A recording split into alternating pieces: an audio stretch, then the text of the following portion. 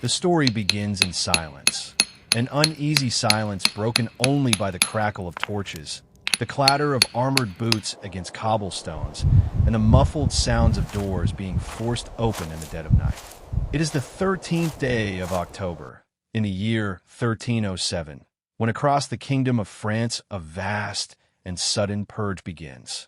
In towns and villages from Paris to the distant countryside, men once regarded as holy warriors of Christ are dragged from their beds, bound, and taken away under royal command.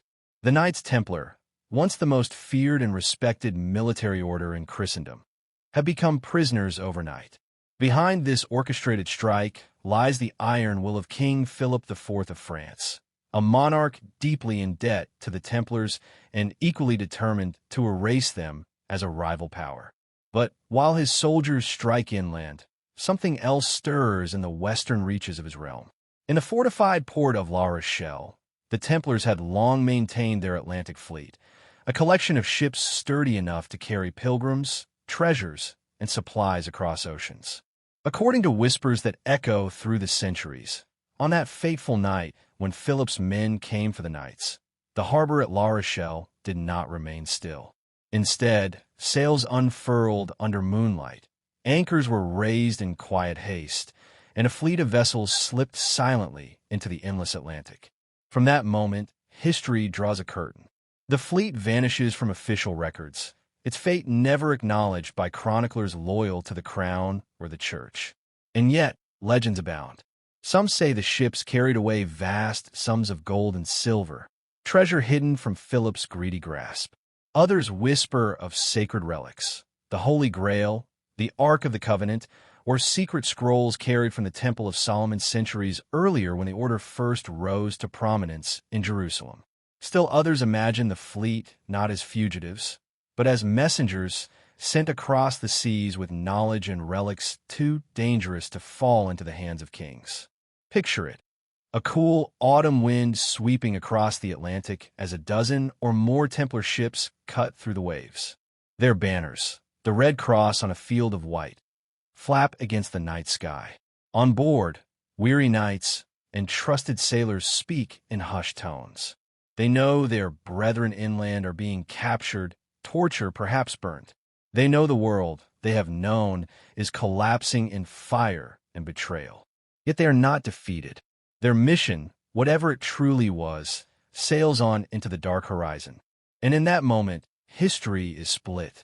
One path leads to the destruction of the Templars in Europe.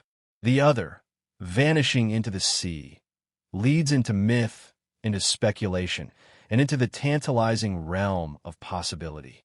For centuries, storytellers have returned to this night as though it were a wound in the body of history. How could one of the most powerful fleets of medieval Europe simply disappear without trace? Why do no chronicles account for its arrival at any known port? And why, above all, did the church remain silent? Was it possible that records were destroyed, or that the fleet was deliberately erased from memory, because its journey was tied to secrets the world was not meant to know? This opening mystery has drawn countless theories. Some argue that the Templars found refuge in Scotland, where Robert the Bruce, himself excommunicated by the Pope, may have welcomed them as allies. Others point to Portugal, where the Templars were quietly rebranded into the Order of Christ, later guiding the great voyages of discovery. And then there are those who reach further still, across the ocean to lands unmarked on medieval maps.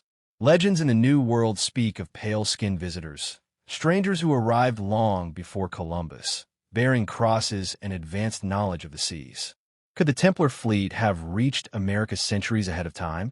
The mystery deepens when one considers the Templars' reputation not only as warriors, but as keepers of hidden wisdom. They were bankers, sailors, architects, and perhaps, if the whispers are true, guardians of ancient esoteric traditions. Their sudden disappearance from Europe and the simultaneous vanishing of their fleet has long suggested that their order may not have died at all, but simply transformed, scattering like seeds on the wind to resurface in unexpected places. Freemasonry, secret societies, and the symbols of the Red Cross across continents. All of these have been tied, however loosely, back to the lost Knights of La Rochelle. And so the story begins, not with a conclusion, but with an absence, with the blank space in history where the Templar fleet should be. What sailed from La Rochelle that night? Was it wealth, relics, or simply men desperate for survival? Why does no contemporary record confirm their destination? And most haunting of all, if the fleet reached safe harbor across the seas, what legacy did it plant there, hidden in plain sight, yet invisible to official history? In this journey, we will follow the ghost wake of those ships across time and space. We will sift through the ashes of medieval politics, the cartographic riddles of ancient maps, the folklore of far-off lands, and the esoteric traditions that claim descent from the order. We will weigh the line between myth and suppressed history, between possibility and impossibility. And by the end, perhaps we may glimpse not only what became of the lost fleet, but why its mystery still captivates us 700 years later. Because in the end, the image of those ships, sailing silently into the dark, carrying secrets too dangerous for kings and popes, is more than a historical curiosity. It is an archetype, the idea of knowledge preserved against persecution, of power hidden away until the right time. Whether the fleet lies at the bottom of the Atlantic or gave rise to legends across continents, its story endures because it asks us to imagine what lies beyond the horizon, in the space where official history dares not look. This, then, is the enigma of the Lost Templar Fleet, a mystery that begins with torches in the night, vanishes into the waves, and resurfaces in fragments, legends, and whispers that refuse to be silenced. It is here, on that dark October night, that our journey begins, sailing with the Templars into the unknown. To understand the mystery of the Lost Fleet, we must first understand who the Templars were and why their disappearance resonates so deeply. Their story begins not on the stormy coasts of France, but in the dusty streets of Jerusalem during the First Crusade. The year was 1119, and a handful of knights, led by Hugues de Payens, took vows of poverty, chastity, and obedience.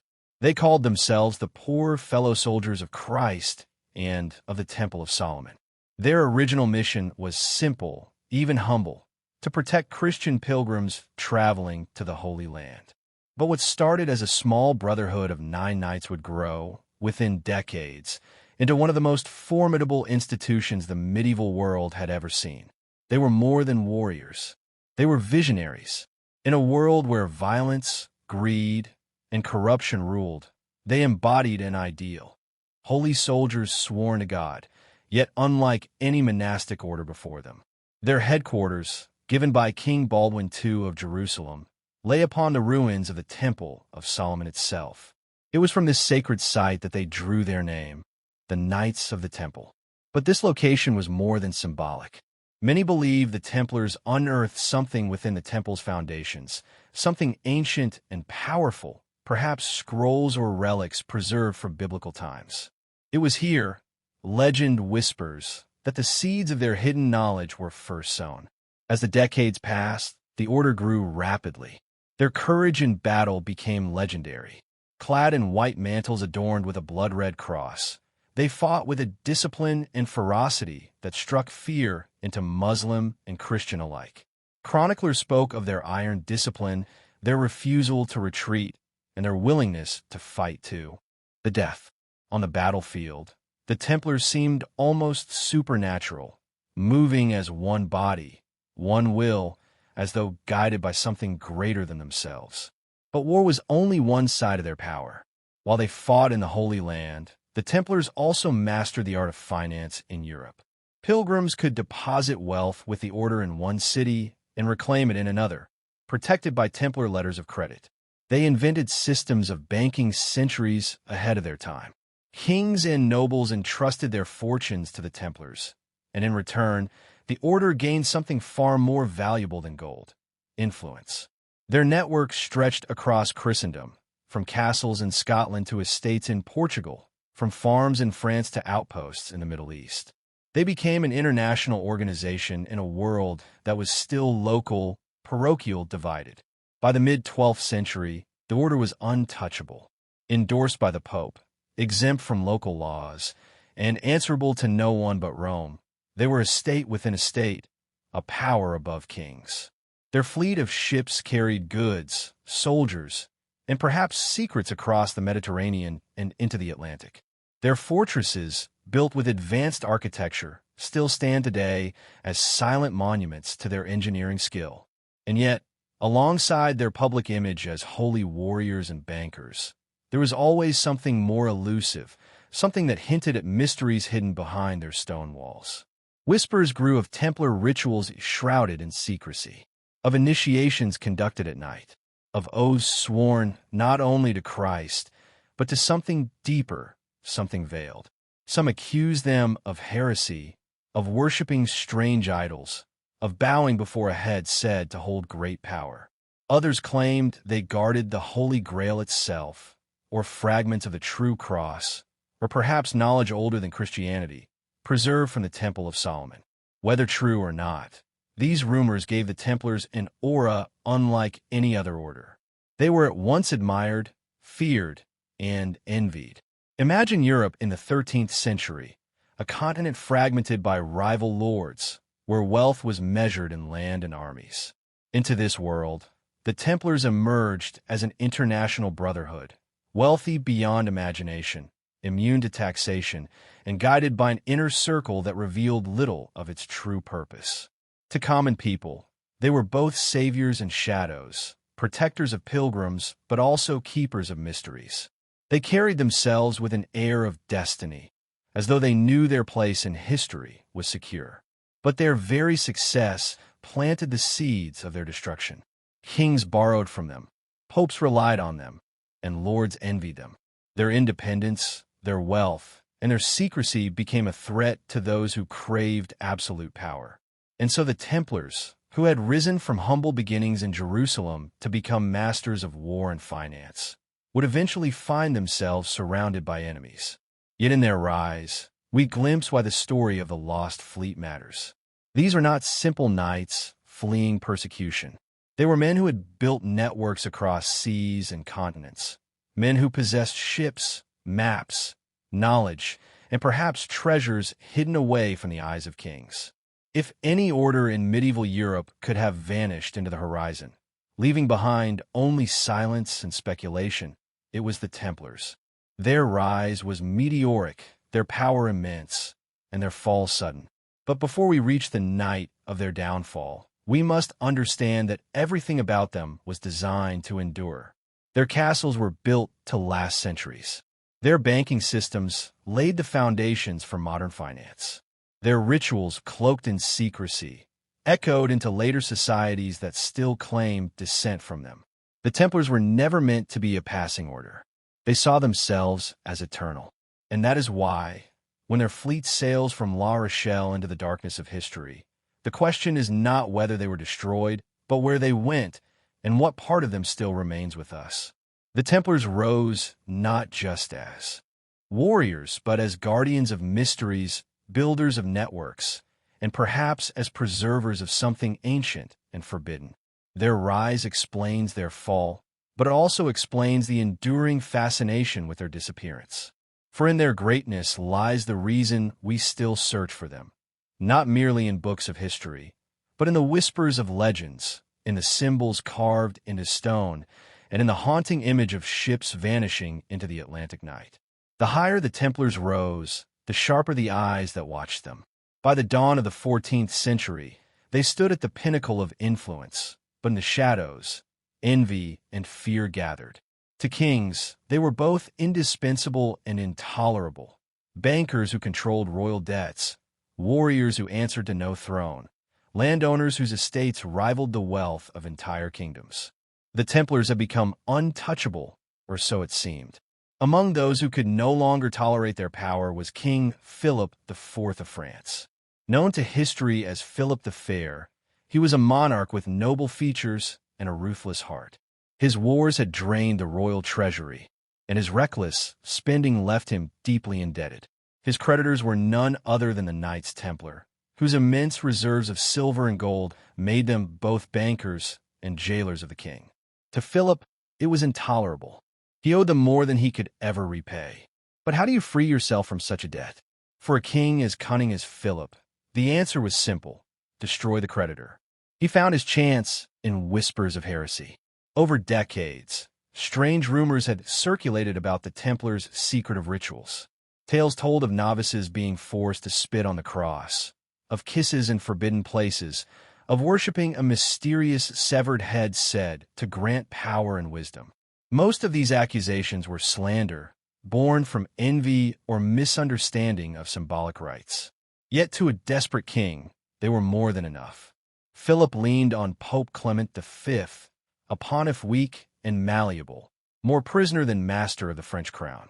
Under Philip's pressure, Clement agreed to sanction an inquiry into the order.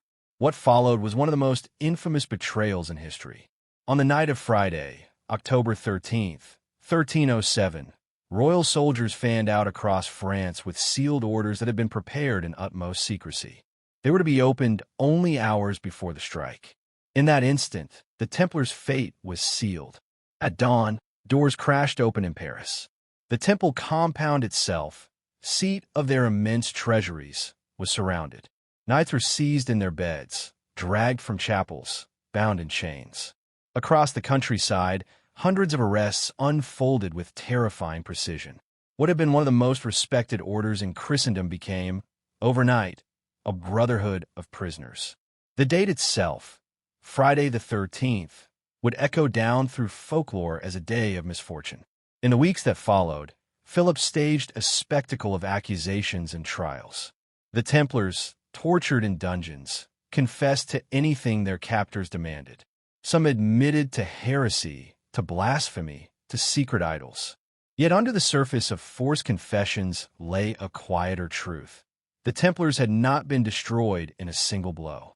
While many knights were taken, others escaped. And most telling of all, there is little mention of the Templar fleet at La Rochelle. It was as though in the king's perfectly executed dragnet, one vital piece had slipped through. The image of Jacques de Molay, the last Grand Master, haunts the story. Dragged before inquisitors, broken by torture, he confessed to crimes he had not committed. Yet on March 18th, 1314, standing before a jeering crowd on the Isle de la Cite in Paris, he recanted. He declared the order innocent, his confession false, and called upon God to judge those who had condemned him. That evening, he was burned alive, his body consumed by fire as the Seine reflected the flames. Legend claims he cursed both king and pope, summoning them to meet him in death within the year. And so they did. Clement died within a month. Philip followed before the year's end. But the story of the Templars does not end with fire in Paris. The king may have destroyed their public face, but the order had been too vast, too organized, too deeply entrenched to vanish overnight. Their estates in some lands were seized, but in others they were quietly transferred or rebranded. In Portugal, they would emerge as the Order of Christ. In Scotland, whispers told of knights arriving in secret, lending aid to Robert the Bruce. And always, there remained the tantalizing question: what became of their ships? If Philip had indeed meant to crush them entirely, why are there no records of the fleet's capture? Why did no chronicler boast of treasure seized at sea, of ships brought into French harbors? Silence stretches where history should speak, and silence, in such a case, may be more telling than words. The fall of the order was brutal, swift, and orchestrated with chilling precision. Yet even in their destruction, the Templars slipped through the cracks of power. Their leaders were burned, their estates seized, but their mysteries, those guarded secrets that perhaps sailed from La Rochelle, were beyond the king's reach. For all of Philip's fury, all of Clement's decrees, the heart of the order was never captured. It vanished, not with chains, but with sails disappearing into the horizon. Thus the downfall of the Templars sets the stage for their greatest enigma. Outwardly, they were crushed, condemned, erased from official history. But beneath the surface, their story was only just beginning. In their destruction lies the spark of mystery, and in their silence, the echo of ships bound for places unknown.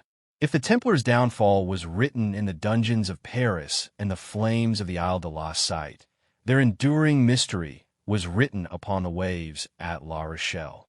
For it is here, on the wind-swept Atlantic coast of France, that their fleet once anchored, silent guardians of both commerce and secrecy. And it is here that history falters, unable, or perhaps unwilling, to say what became of those ships on the night when the order collapsed. La Rochelle was no ordinary harbor. Nestled along the western coast, its massive walls and fortified towers made it one of the most secure strongholds of medieval France. The Templars had chosen it wisely. From here, they controlled access to the Atlantic, overseeing trade routes that linked Europe to distant horizons. It was a bustling port of salt merchants and shipwrights, a place where languages mingled and sails dotted the horizon. Yet beneath this ordinary commerce, the Templars operated on another level entirely. They were not strangers to the sea. Their network of ships ferried pilgrims across the Mediterranean, supplied fortresses in the Holy Land, and carried letters, gold, and secrets between continents. The Order's fleet was reputed to be one of the finest in Europe, more disciplined and better organized than the scattered navies of kings. At La Rochelle, their vessels rested ready, sleek, sturdy ships built for long voyages, their hulls strengthened for more than coastal trade. For some historians, this fact alone suggests preparation, as though the Order had long anticipated the need to vanish, to retreat beyond the reach of monarchs. When Philip's men stormed Templar estates on October 13th, 1307, they found riches, knights, and prisoners, but not the fleet. Chroniclers are curiously silent about its fate. No record exists of ships captured, sunk, or seized. Instead, we encounter a blank page, a gap where history ought to speak. And in that silence, legends bloom. Some say the fleet sailed under cover of night, laden with treasure, chests of silver, relics of the Holy Land, perhaps even the Grail itself. Others claim it was no simple evacuation, but the culmination of a plan long in motion, a calculated exodus toward a hidden sanctuary, where the Order could survive in secret.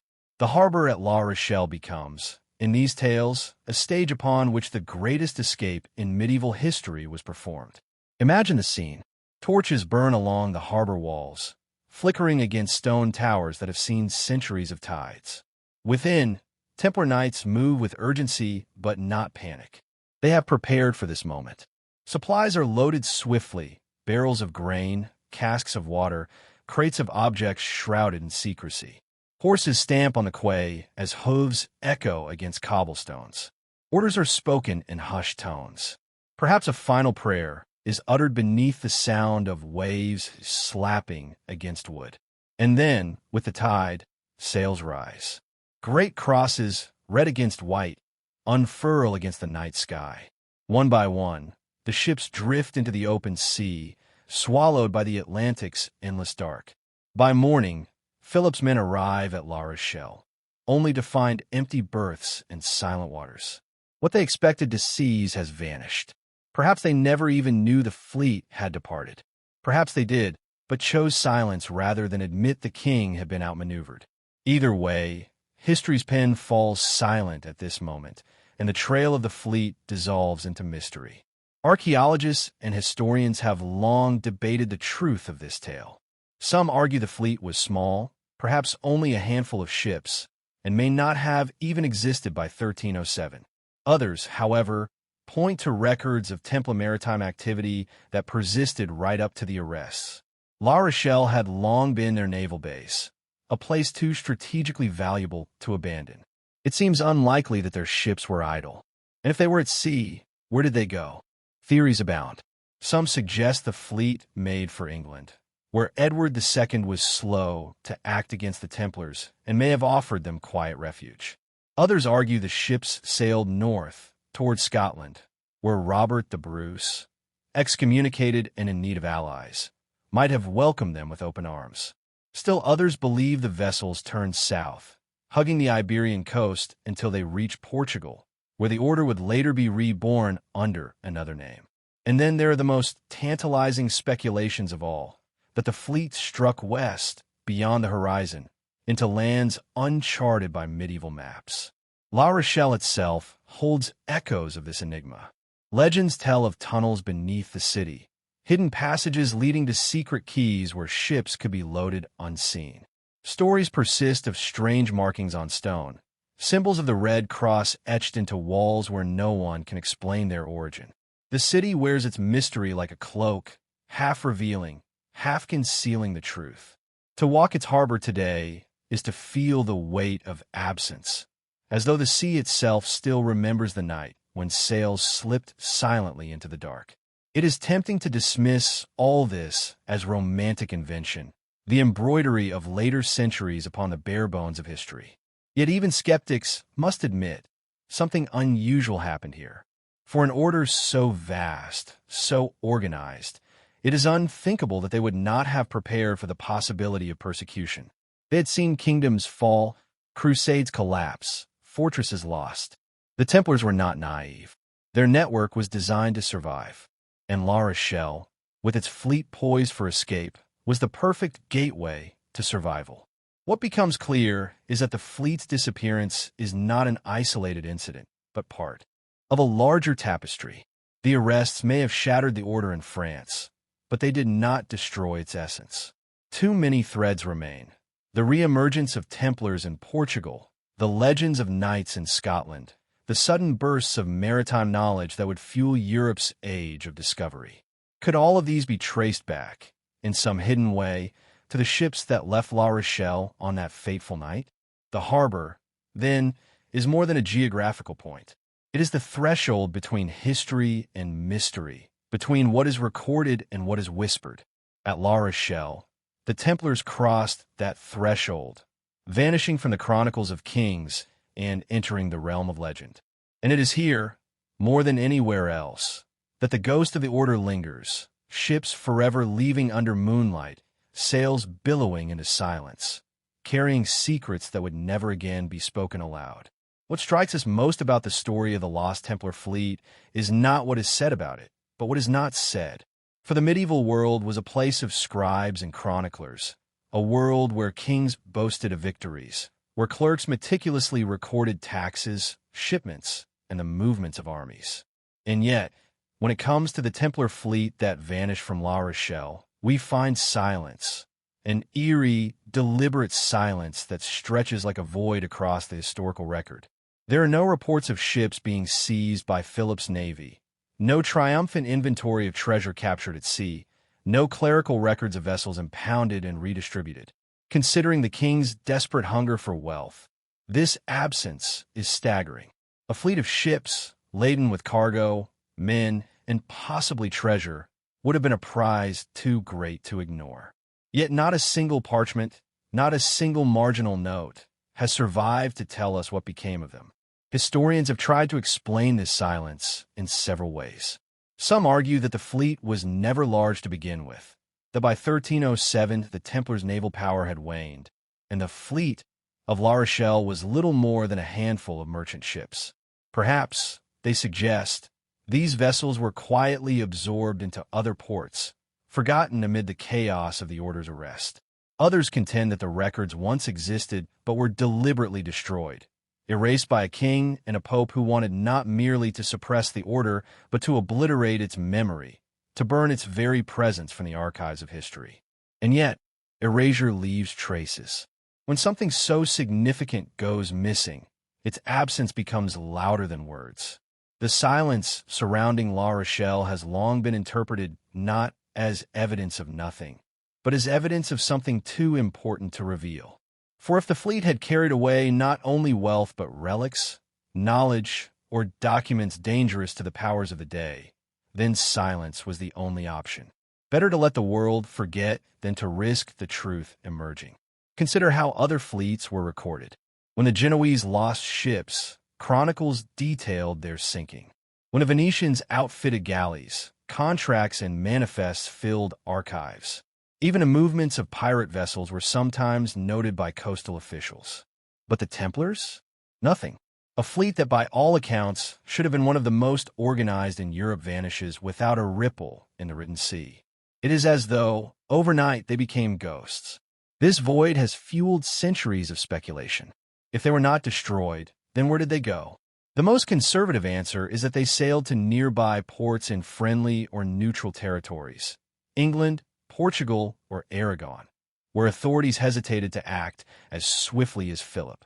There, the Templars could have regrouped, hiding in plain sight under other names until the storm passed. But there are bolder answers, too. Some believe the fleet carried the Templars far beyond Europe, into hidden sanctuaries where the church and crown could never reach them. It is no coincidence that the theories multiply precisely where the records end, into that blank space of history. Storytellers, chroniclers, and later romanticists poured their imaginations. The silence acts like fertile soil, and from it grow tales of voyages to Scotland, Portugal, the Azores, even to the distant shores of America. Each theory, however fanciful, attempts to answer the same haunting question. How could the most powerful maritime order of the Middle Ages vanish overnight? For believers in conspiracy, the blank page itself is the answer. They argue that suppression was deliberate, orchestrated at the highest levels. Philip had no interest in announcing that the Templars had escaped his grasp, nor did Clement wish to admit that papal decrees had failed to crush the order completely. Better to let the silence stand, to leave the fate of the fleet unspoken. Officially, the Templars were destroyed. Unofficially, their ships had slipped through the cracks. But silence can only hold so long. By the 14th century, whispers of the fleet's survival began to circulate. Scottish chroniclers spoke of mysterious foreign knights aiding Robert the Bruce. Portuguese records show the sudden reemergence of an Order of Christ that looked suspiciously like the Templars under another name. Across the Atlantic, native traditions spoke of strangers who arrived long before Columbus, strangers bearing red crosses. None of this is proof, but in the absence of history, legend fills the void. What we see in the blank page is not just a mystery of ships, but a mystery of power. History is written by victors, and in 1307 the victors were Philip and the papacy. Their story was meant to be the only story. The Templars were heretics, condemned, erased. But what if the fleet carried a different story? One of survival, of preservation, of secrets too dangerous to destroy. If so, the silence was not an accident, but a strategy, a deliberate act of concealment to protect both the victors and the vanished. The missing fleet, then, is not only a maritime enigma. It is a symbol of suppressed history, a reminder that what we call truth is often only what remains after censorship and silence have done their work. The blank page is itself a clue, whispering that there is more to the story than kings and popes dared to admit. And so, as we turn from the silence of La Rochelle, we're drawn to the places where the whispers grow louder: Scotland, Portugal, and across the Atlantic. For if the Templars escaped by sea, their trail must eventually resurface. And in those places, legends await us, half-buried but unforgotten, telling of a fleet that history tried to erase, but memory refused to abandon. If the Templar fleet did indeed escape France, Scotland is one of the first destinations whispered about in legend. In the early 14th century, this northern kingdom stood on the fringes of Christendom, a rugged land of mountains and mist, of clans and castles, caught in the struggle for independence against England. For a fugitive order, Scotland offered both danger and sanctuary. Danger, because its wars made it an unstable refuge. Sanctuary, because its king, Robert the Bruce, was himself an outcast, excommunicated by the Pope after slaying a rival before the altar of a church. In Bruce, the Templars may have found a kindred spirit, a leader at war with the same powers that sought their destruction. The theory begins with timing. The fleet vanished from La Rochelle in 1307. Just a few years later, Robert the Bruce rose to prominence, waging war against English occupation. His early campaigns were marked by desperation, fighting with limited resources against overwhelming odds. Yet in 1314, at the Battle of Bannockburn, his ragtag Scottish forces achieved a miraculous victory over King Edward II's mighty English army. Chroniclers describe how the Scots, outnumbered and exhausted, managed to break the English lines and send their enemies fleeing. Some accounts even speak of a sudden intervention.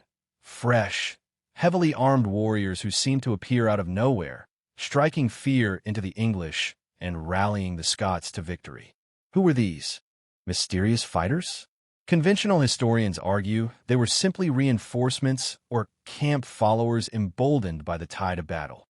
But within legend, another possibility emerges, that these were Templars, knights who had fled France and found refuge in Scotland, throwing their weight behind Robert the Bruce in exchange for protection. The timing fits, the silence of the fleet aligns, and the mystery of Bannockburn takes on a new dimension. Imagine the scene on that June day. The English army, vast and disciplined, advances with banners flying. The Scots, battered but unyielding, cling to their ground. And then, in the dust and chaos, armored horsemen charge, strangers clad, not in Scottish tartans, but in the white mantles of a vanished brotherhood. Their red crosses blaze in the sun, their discipline unnerving. For men who had fought in the Holy Land, who had faced Saracen cavalry and held fortresses against impossible odds, the clash of Bannockburn would have been but another trial of faith. Their presence, whether real or imagined, becomes the turning point, tilting the scales in Bruce's favor and ensuring Scotland's independence for generations. The idea that Templars aided Bruce is not without hints in the historical record.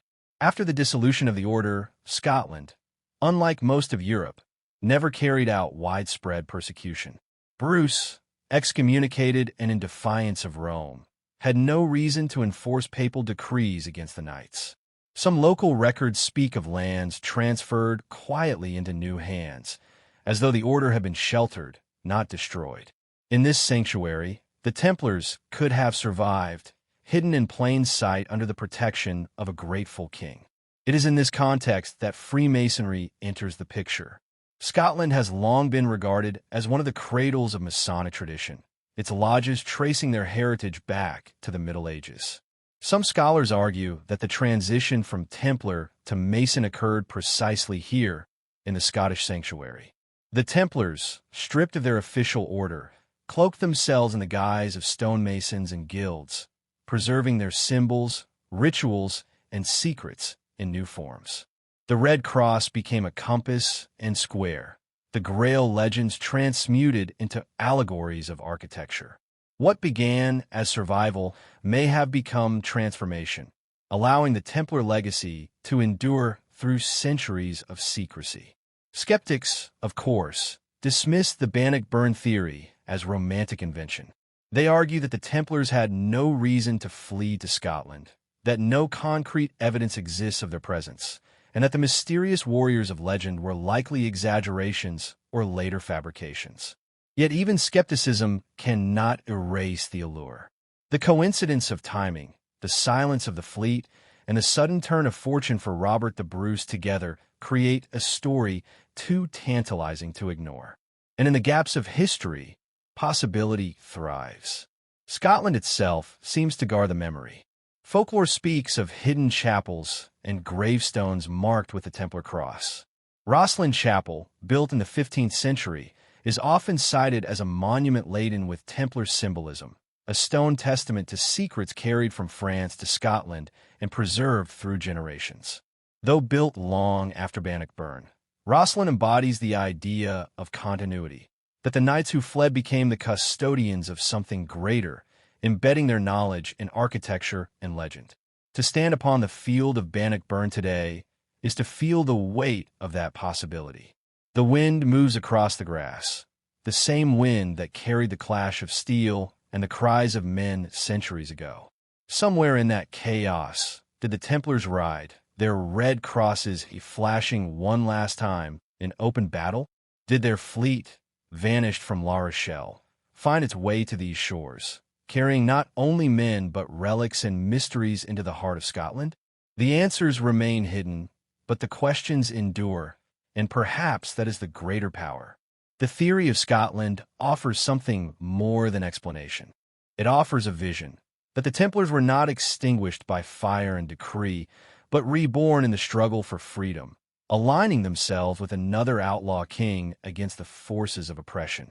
In this vision, the fleet's disappearance is not a tale of exile, but of transformation, a brotherhood remade, their legacy preserved, their symbols carried forward into new hands. From the shores of La Rochelle to the fields of Bannockburn, the trail of the fleet leads us deeper into the shadows of history. Whether real or imagined, the idea of Templars in Scotland refuses to fade, like ghostly riders forever charging into battle. And as we leave Scotland's mist behind, the legend does not end. It merely shifts, carrying us further south to the sunlit coasts of Portugal, where the order would reemerge under another name, continuing its hidden voyage across centuries. If Scotland offered the Templars a hidden sanctuary, Portugal gave them something more enduring: rebirth. Unlike France, where Philip's iron hand fell with ruthless precision, or England, where the fate of the order remained uncertain, Portugal stood apart. This small kingdom at the edge of Europe had long benefited from the Templars' presence. The Knights had defended Portuguese frontiers during the Reconquista, building castles, fortifying towns, and lending their military expertise to battles against the Moors. To the Portuguese crown, the Templars were not foreign heretics but loyal allies. When the papal bulls demanding the suppression of the order reached Portugal, King Denis faced a dilemma. To obey the Pope meant losing a core of experienced warriors and administrators, men who had defended his realm and expanded his authority. To defy Rome openly would have risked excommunication and isolation. Denis, ever the strategist, chose a third path, a path that allowed him to protect the Templars while outwardly obeying papal command. In 1319, just 12 years after the arrests in France, Denis founded a new military order, the Order of Christ. Officially, it was distinct from the Templars, sanctioned by Pope John XXII as a legitimate successor organization. But in practice, it was Templar blood reborn. The lands confiscated from the Templars in Portugal were quietly transferred to this new order. The Knights themselves, spared persecution, simply exchanged their white mantles with red crosses for new insignia, and continued their work under another name. Where Philip had sought annihilation, Denis achieved transformation.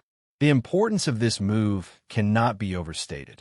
For in Portugal, the Templar legacy not only survived but thrived, becoming a cornerstone of the nation's future.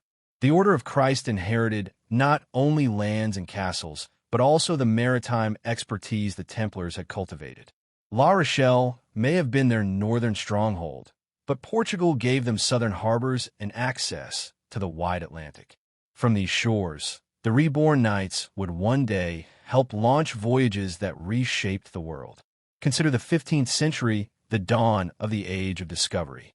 While much of Europe remained inward-looking, Portugal turned its gaze seaward. Caravels slipped down the African coast, searching for new trade routes and lands beyond the horizon. At the heart of this great maritime expansion stood the Order of Christ. Its Grand Master in the early 1400s was none other than Prince Henry the Navigator, the architect of Portuguese exploration. Under his guidance, the order financed expeditions, built navigation schools, and dispatched sailors into the unknown. The Red Cross of the order, descended directly from the Templar Cross, was emblazoned on the sails of Portuguese ships. When Bartolomé Dias rounded the Cape of Good Hope, when Vasco da Gama sailed to India, when Pedro Alvarez Cabral reached Brazil, the cross of the Order of Christ flew above them, carrying with it echoes of the vanished fleet of La Rochelle. To look at those sails is to see not only Portugal's ambition, but also the shadow of the Templars, riding the winds of destiny across the seas. The transformation from Templar to Order of Christ raises tantalizing questions. Was this merely a clever political maneuver to preserve skilled warriors, or was it part of a deeper plan? Did the fleet that vanished in 1307 bring with it not only treasure, but maps, charts, and esoteric knowledge that later fueled the Portuguese voyages? Some theorists suggest that the Templars had already explored distant shores, perhaps even the Americas, long before Columbus. If so, the Order of Christ would have inherited not only wealth, but the secrets of oceans, quietly guiding Portugal to maritime supremacy. Mainstream historians dismiss such claims as fanciful. They argue that the Portuguese expansion was the result of technological innovation, economic necessity, and royal ambition, not secret Templar maps. Yet even the skeptics acknowledge the striking continuity between the two orders. The castles, lands, and commanderies that once bore the Templar seal became the backbone of the Order of Christ. The same families, the same knights, the same traditions carried forward under a different name. The rebranding was so complete that, in Portugal, the Templars never truly disappeared. They simply changed their banner. Symbolism deepens the mystery. The Order of Christ cross, a red 4-me cross within a white border, is often said to have been directly derived from the Templar cross petit. When emblazoned on sails, it became a global icon, recognized from Africa to Asia to the Americas. It was as if the Templar fleet denied its future in France, found a second life on the Atlantic, not as fugitives, but as pioneers of exploration. Where once they had sailed in secrecy, now they sailed in triumph, their emblem carried to the very edges of the known world. Portugal's role in preserving the order also highlights the different responses of European powers to papal authority. Where France saw only heresy and opportunity for plunder, Portugal saw loyalty and potential. King Denis's pragmatic solution turned what could have been a devastating loss into a foundation for national greatness. In protecting the Templars, he ensured that their legacy did not vanish into silence, but continued to shape history in ways even Philip could never have foreseen. The Romantic imagination takes this further. Some suggest that the Grail itself, or sacred relics hidden by the Templars, may have been carried to Portugal, safeguarded within the fortresses of the Order of Christ. Tomar, the Order's headquarters, became a place steeped in legend. Its great convent, the Convent of Christ, still stands today, a labyrinth of stone filled with strange carvings, spiral staircases, and enigmatic symbols that hint at hidden knowledge. To walk its halls is to feel the weight of centuries, as though secrets whispered there in the 14th century still linger in the air. If Scotland represents survival through secrecy, Portugal represents survival through transformation. In Scotland, the Templars became whispers in the mists, riders at Bannockburn, perhaps the seeds of Freemasonry. In Portugal, they became sailors, navigators, and explorers, their legacy written not in legend but in the maps of the world itself. The vanished fleet, it seems, may not have vanished at all. It may have simply sailed south, changing its colors but never its heart. From the harbors of Portugal, the story of the Templars stretches outward, beyond Europe, across oceans. Their cross becomes the symbol of empire, their legacy inseparable from the discovery of new continents. But as always, questions linger. Did they carry with them hidden treasures, relics, or forbidden knowledge? Did the fleet's disappearance plant the seeds not only of maritime exploration, but of a secret history of contact, charting lands centuries before the official age of discovery began? In Portugal, the Templars became the Order of Christ. In that transformation lies one of history's great paradoxes. The order that was supposedly destroyed by papal decree instead helped build a global empire. The lost fleet, in this telling, did not vanish. It set sail toward destiny, its red cross shining across the Atlantic, a reminder that the past can never be wholly suppressed. From Portugal's harbors, the Atlantic stretches vast and mysterious.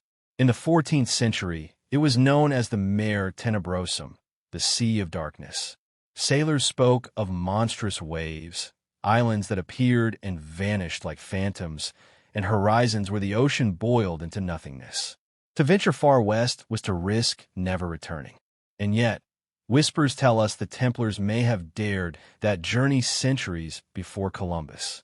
Here lies one of the most compelling theories about the vanished fleet. that the Knights sailed not merely to nearby havens, but across the Atlantic itself. It is a theory that merges silence with possibility. If records vanish in Europe, might they reappear in distant lands?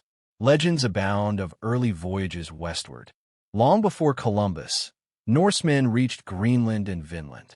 Irish tales speak of St. Brendan's voyage to a lush land across the sea. In the Canary Islands, stories persisted of stone ruins and inscriptions said to belong to ancient mariners. The Atlantic, far from empty, seems to have been haunted by memory of lands just out of reach, awaiting rediscovery. The Templars, masters of navigation, disciplined seafarers, and guardians of maps and secrets, may have been among those who dared. Consider the Azores, those volcanic isles rising from the mid-Atlantic. Officially discovered in the 15th century, they nonetheless bear hints of earlier presence. Stone structures, strange inscriptions, and legends of hidden visitors. Some researchers suggest the Templars, fleeing La Rochelle, made landfall here, using the islands as stepping stones further west. Their fleet, suited for long voyages, could have carried supplies, relics, and men to these remote outposts, waiting for the storm in Europe to pass. From the Azores, the Great Leap beckons, the Americas. Could the Templars have reached the shores of Newfoundland, Nova Scotia, or even deeper into the continent? Here legend becomes bolder. Among the Mi'kmaq of Canada, oral traditions speak of pale-skinned visitors arriving before the time of Columbus, strangers who wore crosses and came in ships unlike those of later explorers. Some speculative historians link these accounts to the vanished Templars, suggesting that the fleet carried knights and settlers who mingled, traded, or left traces among indigenous peoples. The most tantalizing clue comes in the form of stone and symbol. In Westford, Massachusetts, a weathered carving known as the Westford Knight is said to depict a medieval swordsman, complete with cross emblazoned shield. Mainstream archaeologists dismiss it as a colonial-era creation or natural markings, yet alternative historians insist it bears uncanny resemblance to Templar iconography. Could this be a memorial to a fallen knight? Proof that the fleet made landfall in New England? Equally enigmatic is the Newport Tower in Rhode Island. This round stone structure, with its arches and mysterious proportions, has long puzzled scholars. Some attribute it to colonial settlers in the 17th century, but others claim it is much older, built by Norse explorers, or perhaps by the Templars themselves. Its design, with echoes of medieval European churches, fuels speculation that it served as a chapel for exiled knights who sought refuge in the New World. Even the famed Kensington runestone, discovered in Minnesota, has been drawn into the web of Templar speculation. Though most scholars regard it as a 19th century hoax, some argue it encodes the journey of Norse Templar explorers deep into the American interior. If true, it would suggest not only transatlantic crossing, but extensive inland travel. Skeptics rightly point out the lack of definitive proof. No Templar swords, no clear manuscripts, no incontrovertible relics tie the Knights to American shores. Yet the circumstantial evidence, the silence in Europe, the sudden appearance of strange monuments, the persistence of indigenous oral traditions, leaves room for imagination. And imagination is often where suppressed history takes root. The symbolic thread strengthens the case. The cross of the Order of Christ, successor to the Templars in Portugal, adorned the sails of ships that later reached Brazil and beyond. Is it possible those sails were retracing routes already mapped, routes first charted by their vanished brothers a century earlier? If the Templars had crossed to the Americas, their knowledge could have been handed down quietly, embedded in the secret archives of Lisbon or Tomar, waiting for the age when it could be revealed. And then there are the deeper mysteries. Why sail west at all? Some suggest necessity. The fleet, hunted in Europe, needed a sanctuary beyond the Pope's reach. Others suggest purpose, that the Templars carried with them relics of unimaginable significance, the Grail, the Ark, or documents undermining the Church itself. Such treasures could not simply be hidden in a European castle. They required exile, an ocean's distance from their enemies.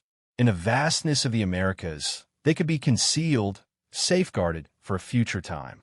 This vision cast the Templars not as victims of suppression, but as architects of a hidden history. While Europe believed them destroyed, they may have built secret colonies in the West, preserving their order in exile. Their knowledge, passed quietly through generations, could have influenced later discoveries, guiding Columbus and others who followed. In this telling, the fleet's disappearance is not an end, but a beginning, the start of a hidden chapter of transatlantic contact. Mainstream history cautions restraint. Most evidence of pre-Columbian Templar contact is circumstantial, often based on interpretation rather than fact. But even here, the silence of La Rochelle speaks louder than denial. Something happened to those ships. They did not simply vanish in a mist. And if it did not sink, then where did they go? The Atlantic, with its islands and distant coasts, offers the most alluring answer. They went west, into the unknown, carving a path of mystery across the waves. To stand on the windswept shores of Nova Scotia or gaze at the weathered arches of the Newport Tower is to feel the presence of possibility. Did the white-mantled knights once walk here? Their red crosses a shocking sight to those who first saw them? Did they kneel in prayer beneath alien stars, safeguarding relics in new sanctuaries carved from wilderness? History remains silent, but legend whispers yes. And so the Atlantic voyages deepen the enigma. The fleet did not vanish, it embarked. The knights did not perish, they journeyed. Across the sea of darkness, their sails perhaps caught the same winds that centuries later carried Columbus. The difference is only that one story was recorded, while the other was buried, surviving only in fragments, carvings, and whispers. The next stage of the trail takes us even further into the speculative.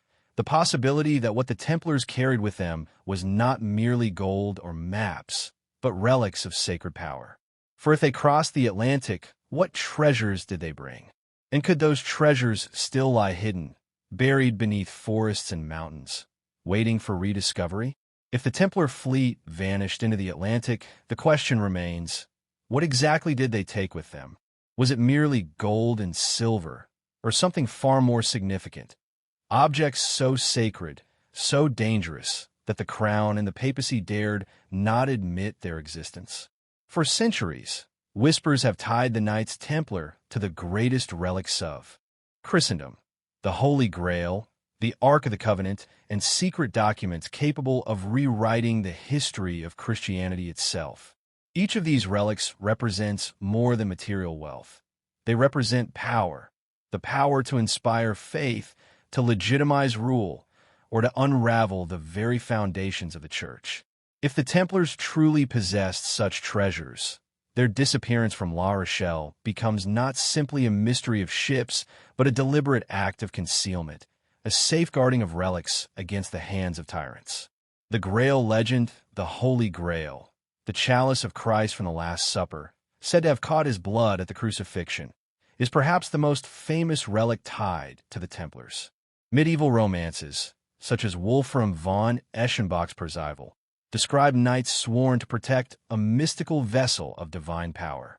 Many scholars believe these stories were allegorical, products of medieval imagination. But others see in them encoded truths, whispered tales of an order entrusted with an actual sacred relic. The Templars, with their secretive initiation rites and their reputation for guarding hidden treasures beneath the Temple Mount in Jerusalem, became the natural keepers of Grail lore. Some claim the Grail was not a cup at all, but a symbol of divine bloodline, Christ's descendants carried through Mary Magdalene. If so, the Templars may have preserved not a vessel, but genealogical records, documents proving a lineage that threatened the Church's narrative. Should such a relic have fallen into Philip's hands, it would have been a weapon of immense propaganda. Better, then, for the Templars to carry it into exile, placing the Grail, or the knowledge it represented, beyond the grasp of their enemies. The fleet's disappearance would thus mark not only an escape, but a mission, to guard the Grail across oceans, perhaps hiding it in new sanctuaries in Scotland, Portugal, or the Americas. The Ark of the Covenant, even older than the Grail, is the legend of the Ark of the Covenant, the golden chest that once housed the tablets of the Ten Commandments. According to Scripture, the Ark was kept in the Holy of Holies in Solomon's Temple, precisely the site where the Templars established their headquarters during the Crusades. For nearly a decade, their earliest knights are said to have excavated beneath the Temple Mount. Some historians dismiss this as myth, but others argue they unearthed ancient relics, perhaps even the Ark itself, hidden away since the Babylonian conquest. The Ark was no ordinary relic. Descriptions in the Old Testament portray it as a vessel of divine energy, capable of toppling walls, striking men dead, and bringing victory to its bearers. To possess, it would have given the Templars both symbolic and literal power too dangerous for crown or church. If the Ark was ever in their keeping, then the fleet's disappearance may represent its final concealment, carried across seas to remain hidden until the appointed time. Here the myths converge with geography. Ethiopia claims to house the Ark at Aksum. Jewish traditions speak of it being hidden in caves. Yet the silence of the Templars suggests another possibility, that it was aboard the ships of La Rochelle, taken beyond Europe altogether. The idea of the Ark resting not in the Old World, but in the New resonates with the notion of a hidden covenant, preserved for a future age in lands untouched by papal decree. The secret documents, equally dangerous as relics of stone or gold, would have been relics of parchment, documents capable of undermining the Church's authority. The Templars were bankers, administrators, and archivists. They kept meticulous records, held letters of kings, and were entrusted with secrets across Christendom. Among their papers, some speculate, may have been proof that contradicted official Christian doctrine. Gospels excluded from the canon, records of Christ's descendants, or revelations from their excavations in Jerusalem. Such documents, if real, would have been dynamite in 1307. Philip and Clement could not risk their disclosure, for they would have torn apart the theological and political order of Europe. The silence surrounding the fleet thus takes on a new dimension. Perhaps it was not wealth that vanished, but knowledge too dangerous to destroy, too heretical to reveal. In this sense, the Templars become not merely guardians of relics, but guardians of truth, protectors of a hidden history suppressed by sword and flame. Relics and ritual, there is also the matter of ritual. The Templars were accused of strange ceremonies, spitting on the cross, worshipping a mysterious head, secret oaths spoken in the dark. These accusations, leveled under torture, may have been fabrications. Yet they hint at the possibility that the Templars did guard an image or relic unknown to the Church. The head described in the trials has been linked to the Baphomet, but others see in it the preserved head of John the Baptist, or even the embalmed visage of Christ. Could such an object have been loaded aboard the ships at La Rochelle? If so, its survival would explain the intensity of Philip's fury. To possess a relic that challenged the Church's monopoly on holiness was an act of rebellion. To carry it away into exile was an act of defiance. The power of possession, whether the Grail, the Ark, secret Gospels, or mysterious relics, the central theme remains the same: possession. The Templars may have possessed something the Church could not control, and thus they were destroyed. But destruction failed because possession continued. The fleet sailed, and with it sailed the relics of power, preserved not for kings, but for a hidden brotherhood that would guard them until the world was ready. Here legend becomes prophecy. Some believe the relics await a time of unveiling, a moment when suppressed truths will return to light. Others claim they were hidden permanently, buried beneath Rosslyn Chapel, sealed in the vaults of Tomar, or resting beneath the forests of the New World. Each possibility deepens the mystery, for the absence of proof becomes itself a kind of evidence of a secret kept too well. The symbolic weight, even if one dismisses the literal existence of these relics, their symbolic weight cannot be denied. The Grail represents the quest for divine knowledge, the Ark the covenant between God and man, the documents the suppressed truth of history. The Templars' association with them speaks to the role they play in the human imagination. Guardians of mysteries too great for the ordinary world, custodians of a hidden continuity beneath the surface of recorded history. In this way, the Lost Fleet becomes more than ships on the sea. It becomes an ark itself, an ark of memory, carrying relics, truths, and legends across the darkness of suppression into the light of speculation. Whether real objects or symbolic myths, the relics of the Templars remain with us, shaping how we see their disappearance. For if they carried away only gold, the story would have ended. But if they carried away relics of divine or forbidden power, the story has only just begun. And so, from relics, we move to the vaults and treasures that legends claim were hidden in Europe itself. For while some believe the Templars carried their treasures westward, others argue that their greatest hoards were buried close to home, beneath chapels, castles, and mountains, guarded still by stone and secrecy. If the Templar fleet carried relics across the Atlantic, legend insists that not all was taken.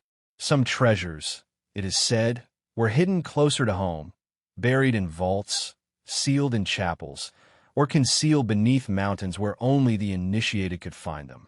Across Europe, whispers persist of hidden hoards, caches of gold and relics, waiting for rediscovery. Whether myth or reality, these stories form one of the most tantalizing strands of the Templar mystery. The Paris Temple and the vanished hoard, we begin with Paris itself, the very heart of the order in France. On the eve of the arrests in October 1307, Philip's men stormed the Templar commandery in the city, expecting to seize vast wealth.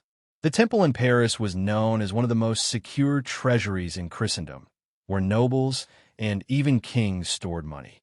Yet when the soldiers broke in, they found little.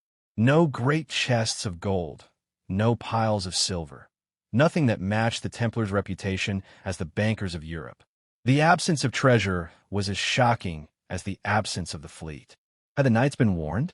Had they spirited their wealth away in the days or weeks before the arrests?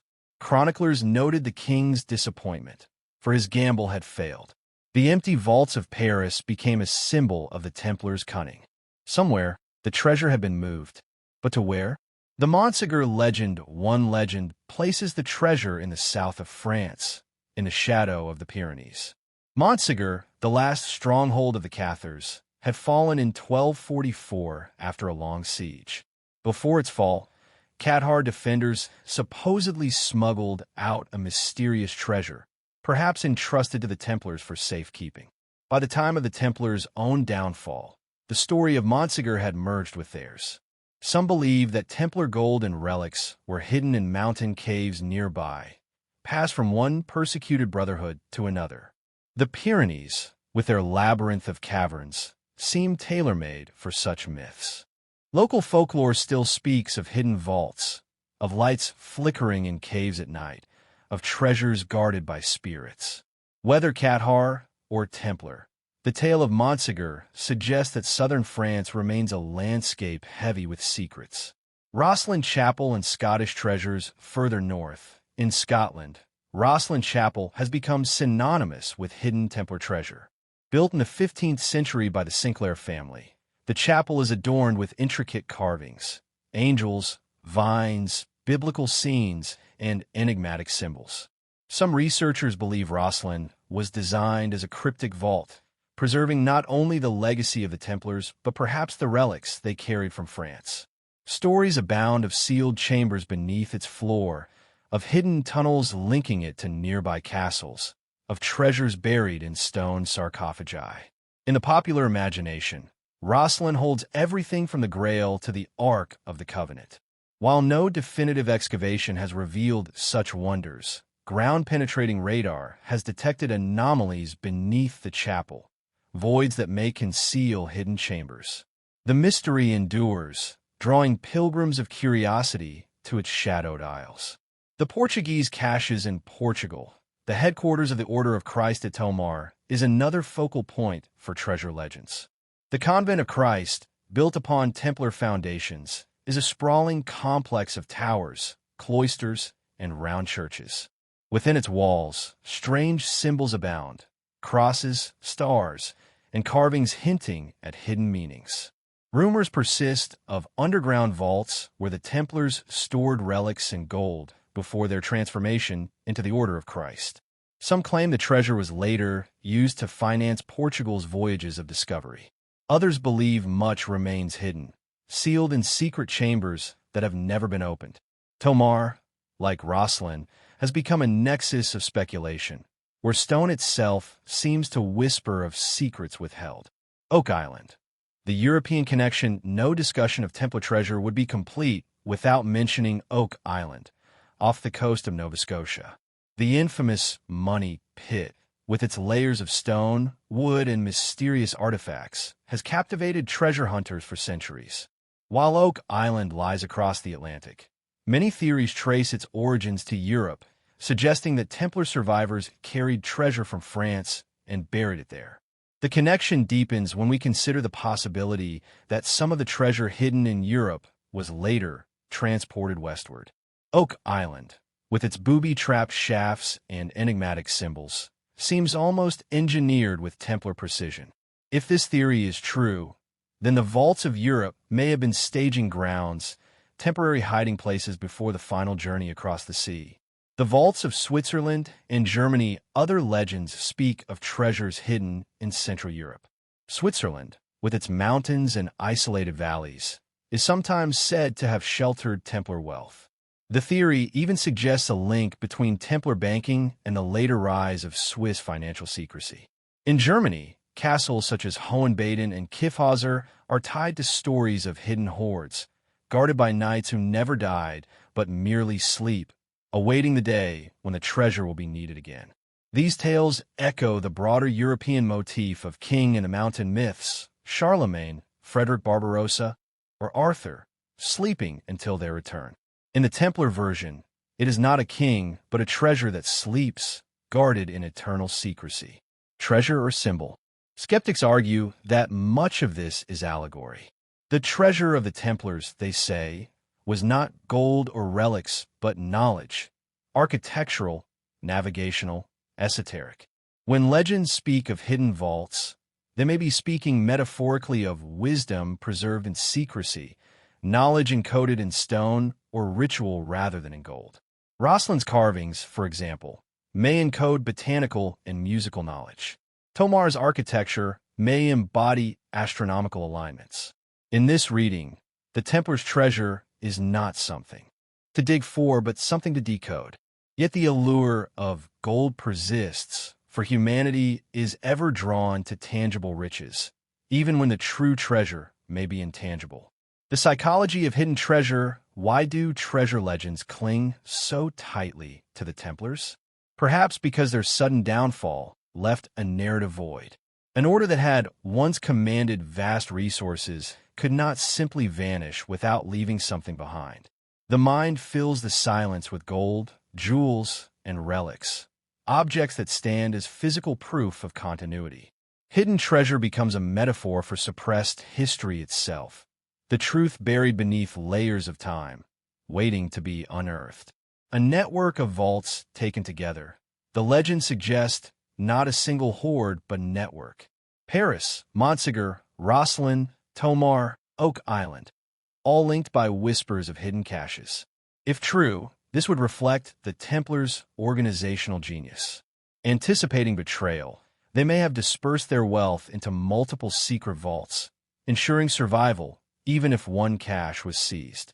This strategy would mirror their banking system, where wealth was never concentrated in one place, but distributed across commanderies and routes. In this vision, the Templar treasure is still out there, fragmented but preserved, lying in hidden vaults across Europe and beyond. Each legend is a fragment of a larger puzzle, a map scattered across the continent. The hidden vaults of Europe bring us closer to the heart of the mystery. If treasure remained behind, what was it protecting? Was it gold for survival, relics for faith, or knowledge for transformation? Each vault, real or imagined, suggests that the Templars' legacy was too great to be erased by fire and decree. And so we turn from hidden treasure to hidden knowledge, from vaults of stone to vaults of secrecy. For in the centuries after their fall, the Templars' legacy would not vanish. Instead, it would re-emerge in secret societies, in symbols, in whispers of a brotherhood that never truly died. The official history tells us that the Templar Order was dissolved in 1312 by papal decree. Its leaders were executed, its properties confiscated, and its members scattered. Yet legends whisper that the Templars never truly died. Instead, they transformed, slipping into shadows, preserving their secrets, and re-emerging in new guises across the centuries. From the Masons to the Rosicrucians, from clandestine brotherhoods to whispered conspiracies, the Templar legacy became less an order of knights and more an undercurrent of mystery woven into the fabric of Western history. The survival myth, the first and most persistent belief, is that a core of Templars survived, carrying their wealth and knowledge into exile. Scotland, Portugal, and Switzerland are often cited as refuges. In these places, the knights supposedly found protection, blending into local nobility or forming the seed of new organizations. Some were absorbed into the military or religious orders sanctioned by the Church. Others, it is said, continued in secrecy, meeting under cover of darkness, maintaining rituals that stretched back to Jerusalem. The survival myth is powerful because it explains the otherwise unaccounted-for disappearance of both treasure and knowledge. It suggests continuity, that the Templar torch did not go out but passed into hidden hands. The Freemason connection, perhaps the most famous supposed inheritors of the Templar tradition, are the Freemasons. Though the historical Freemasonry of the 17th and 18th centuries arose long after the Templars, the two orders became entwined in legend. Both valued secrecy, initiation, and symbolism. Both were accused of heresy and subversion by authorities. By the time of the Enlightenment, stories circulated that Masonic rituals preserved fragments of Templar rites. Degrees such as the Knight Templar emerged within Masonic lodges, creating a direct link, if not historical, then symbolic. For many, Freemasonry became the natural continuation of the Templar mission, adapted to a world where swords were replaced by compasses and lodges replaced commanderies. Some researchers argue that the Templars, after their suppression, sought refuge among the stonemason guilds of Scotland. Over time, their esoteric teachings merged with the craft, creating a hybrid order that would become Freemasonry. Whether myth or truth, this story ensured that the Masons would forever carry the shadow of the Templars. The Rosicrucians, another group often linked to Templar survival, is the Rosicrucians, a mystical brotherhood that emerged in Europe in the 17th century. The Rosicrucians claimed to hold secret knowledge of alchemy, astronomy, and divine mysteries. Their manifestos spoke of hidden masters guiding humanity from behind the scenes, a theme that resonates with the idea of Templar survivors guarding wisdom across centuries. Though no direct connection can be proven, the Rosicrucians and Templars share motifs: secrecy, esoteric teachings, and the preservation of hidden truths. Some even suggest that the Rosicrucians were a coded reappearance of the Templars, veiled in a new name to escape persecution. The Priory of Chaon and modern myths in the modern age. The most sensational claim of Templar survival came with the Priory of Chaon, a secretive brotherhood said to guard the bloodline of Christ and the Grail tradition. Popularized by books like Holy Blood, Holy Grail, and the Da Vinci Code, the Priory of Chaon was portrayed as the hidden hand guiding history, with the Templars as one of its militant arms. Though later exposed as a 20th century fabrication, the myth itself reflects a deeper cultural fascination. The idea that the Templars were not destroyed, but instead became custodians of the most dangerous secret of all, the survival of Christ's lineage. Even when fraudulent, these stories echo earlier suspicions that the Templars' mission was never fully revealed to the public. The shadow of heresy, why would such groups claim, or be accused of, Templar connections? The answer lies in the symbolism of the Templars themselves. To their enemies, they were heretics. To their admirers, they were martyrs of truth, destroyed by corrupt powers. To align with the Templars was to inherit an aura of suppressed wisdom, of rebellion against orthodoxy. Secret societies thrive on myth and identity, and the Templar legacy provides both in abundance. Their supposed heresies, worship of a mysterious head, denial of the cross, secret initiations, become attractive symbols for later esoteric groups. Whether true or fabricated, the accusations of Philip's inquisitors gave the Templars a mystique that outlived their executioners. The bloodline theory, one of the most controversial aspects of the Templar shadow legacy, is the bloodline theory. The idea that the Knights guarded not relics, but descendants of Christ. This theory, embraced by modern esoteric traditions, casts the Templars as protectors of a holy family, whose survival threatened the Church's monopoly on salvation. In this reading, the secret societies that followed are not merely philosophical clubs, but active guardians of a hidden lineage. The Templars' fleet, their hidden vaults, and their rituals all serve a singular purpose: to protect the bloodline until the world is ready to receive it.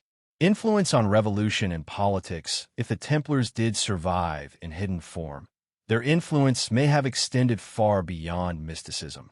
Some argue that their ideals of brotherhood, financial systems, and independence inspired revolutions centuries later. The French Revolution, with its anti-monarchist fervor, has been linked, at least in conspiracy lore, to Masonic lodges carrying Templar influence. Even in America, some point to the Templar cross and other symbols woven into the fabric of a nation's founding. Though tenuous, these connections reinforce the sense that the Templar shadow stretched across centuries, shaping not only secret societies, but the political structures of the modern world. Guardians of knowledge. At the core of these stories lies a recurring motif: guardianship.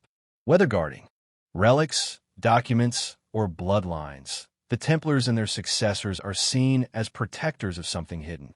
Their survival is less about personal power than about mission, a mission that began in Jerusalem and continued through shadowed centuries. This image of guardianship fuels fascination. It suggests that history is not random but guided, that beneath the turbulence of kings and wars lies a hidden continuity of purpose. For believers, the Templar's shadow legacy is proof that truth cannot be erased, only concealed. The power of the myth, even if no secret societies directly descend from the Templars, the myth itself wields power. It has inspired novels, films, and entire belief systems. It has shaped how we interpret Freemasonry, how we view the Enlightenment, and how we understand revolutions. The idea of a hidden brotherhood working behind the scenes speaks to a universal human desire to believe that mysteries remain, that not all is revealed, that history holds secrets waiting to surface. The Templars may have fallen in fire and chains, but in legend they never perished.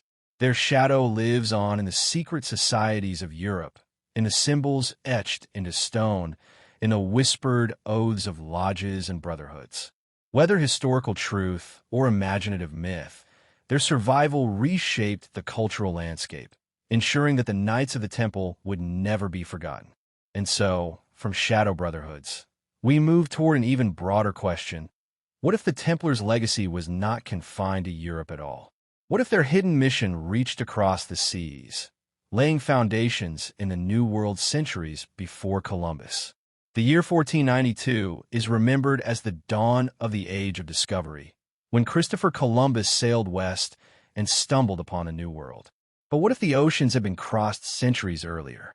What if the mysterious disappearance of the Templar fleet in 1307 marked not the end of the order, but the beginning of a hidden chapter in transatlantic history? The possibility of Templars reaching America long before Columbus has fascinated historians, explorers, and conspiracy theorists alike. Legends, maps, and enigmatic artifacts seem to suggest that the Knights, fleeing persecution in Europe, sailed into the unknown, and perhaps found refuge in lands far across the sea. The case for pre-Columbian voyages. Mainstream history insists that the Americas remained isolated until Norse explorers touched Newfoundland around the year 1000, and Columbus later opened the floodgates of contact. Yet evidence, some disputed, some compelling, hints at far earlier voyages. Ancient maps depict coastlines not officially charted until centuries later. Old World artifacts have surfaced in the New World, and New World plants, such as maize and tobacco, have been found in Old World contexts long before Columbus. Into this murky space of possibility enter the Templars, whose missing fleet provides a tantalizing vessel, literally and figuratively, for transatlantic speculation.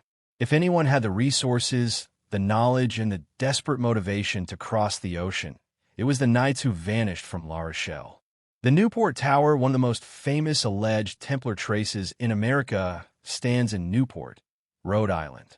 Known as the Newport Tower, this circular stone structure has baffled historians for centuries. Local tradition once attributed it to early colonial settlers, but architectural analysis reveals inconsistencies. Its design more closely resembles medieval European structures, particularly round Templar churches. Some researchers argue the tower was built by Norse explorers, others by early colonists. But Templar enthusiasts see in it the handiwork of knights who crossed the Atlantic, establishing a foothold in the New World long before Columbus. Its circular form mirrors that of Templar round churches, themselves modeled after the Church of the Holy Sepulchre in Jerusalem. Could the Newport Tower be a silent monument to a secret presence? The Westford Knight, further north in Westford, Massachusetts, lies a controversial carving known as the Westford Knight. Etched into a slab of stone is what appears to be the figure of a knight in armor, complete with sword and shield. Advocates believe it to be the memorial of a fallen Templar, Sir James Gunn, who allegedly died during an expedition to America led by Henry Sinclair, the Earl of Orkney. Though skeptics dismiss the carving as a natural feature or a later creation, the legend persists. It ties into the broader narrative of Sinclair's voyage, one of the most enduring theories of Templar contact with America. Henry Sinclair and the Orkney Voyage. Henry Sinclair, Scottish noble and patron of Roslin Chapel Sinclairs, is central to the theory of Templar America. According to speculative histories, Sinclair led a voyage westward in 1398, nearly a century before Columbus. His fleet, guided by Norse navigators, allegedly reached Nova Scotia, where they established contact with native peoples and perhaps left behind artifacts and settlements. The link to the Templars comes through Sinclair's family, who were believed to be deeply involved with the order and its mysteries. Roslin Chapel itself, built by his descendants, is often seen as a stone record of Templar and Grail lore. In this telling, Sinclair's voyage was not merely exploration but continuation, the transplantation of Templar legacy into the New World. Oak Island and the Money Pit. Few sites embody the allure of Templar treasure in America like Oak Island, off the coast of Nova Scotia. For centuries, treasure hunters have dug into its infamous Money Pit, a shaft filled with booby traps, mysterious platforms, and artifacts out of place. While no definitive treasure has been recovered, finds such as fragments of parchment, coconut fiber, and carvings have fueled speculation. Theories abound that the pit contains pirate gold, Spanish silver, or even Shakespeare's manuscripts. But among the most enduring claims is that Oak Island conceals the Templar treasure, the Grail, the Ark, or secret documents spirited across the Atlantic. The engineering of the pit, with its complex water traps, seems beyond the capacity of simple pirates, lending credence to the idea of a sophisticated organization like the Templars. Native American legends, some indigenous traditions, speak of visitors from across the sea before Columbus, bearded men in strange ships, bearing crosses or gifts. While interpretation is fraught with caution, enthusiasts link these tales to possible Templar contact. Could alliances have been forged, stories exchanged, and traces left in oral history? Certain Algonquin and Mi'kmaq stories reference pale strangers who came long ago, sometimes as allies, sometimes as bringers of knowledge.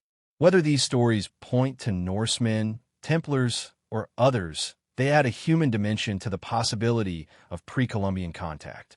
The maps of mystery, perhaps the most compelling clues, are the maps. The Vinland map, though disputed, depicts parts of North America before Columbus.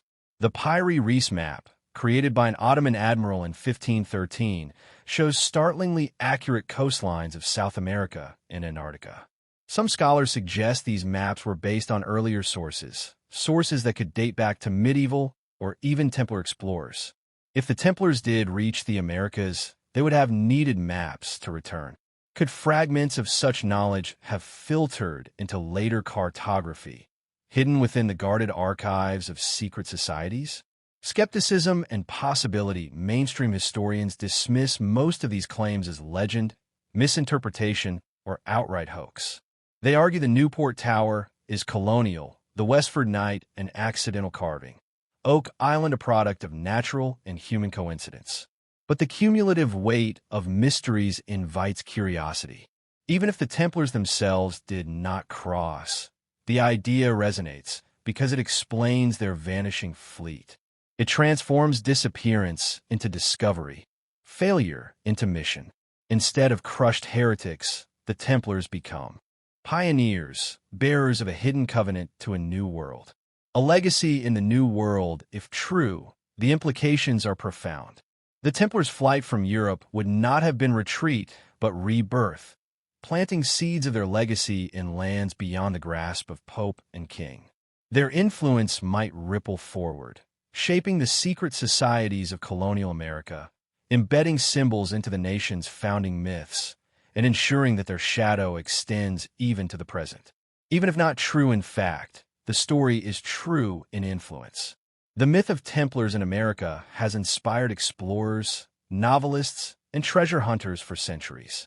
It continues to animate the restless search for what lies hidden beneath the surface of history. The mystery of Templars in America blurs the line between speculation and revelation. Were they truly here, leaving behind stone towers, cryptic carvings, and hidden vaults?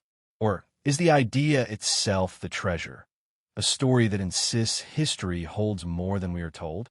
From here, the narrative shifts to the next layer of speculation, prophecy and destiny. For many esoteric traditions suggest that the Templars' mission was not only survival or exploration, but the fulfillment of a hidden plan, a plan that reaches into the modern age. By this stage of the story, the Templars are no longer merely knights who vanished into history.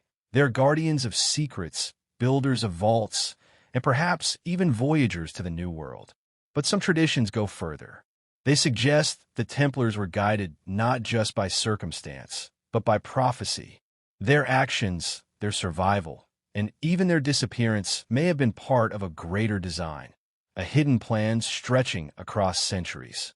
The prophecy of the last days, medieval Europe, was saturated with apocalyptic expectation. Many believed the end of days was near, that history itself was hurtling toward a final confrontation between light and darkness. The Templars, forged in the Crusades, were intimately familiar with these currents of prophecy.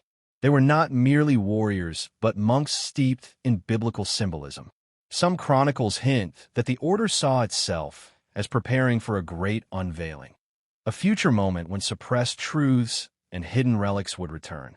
The Grail, the Ark, the Bloodline, all of these were not simply treasures, but instruments of prophecy. They were to be protected until the appointed time when humanity was ready to receive them. The 1321 prophecies after the suppression of the Templars, rumors of prophecy multiplied. In 1321, Europe was shaken by plague and famine. At the same time, inquisitors uncovered supposed heresies linked to surviving Templars and their sympathizers. Some sources speak of whispers that the order would rise again in 200 years to reclaim its place in the world.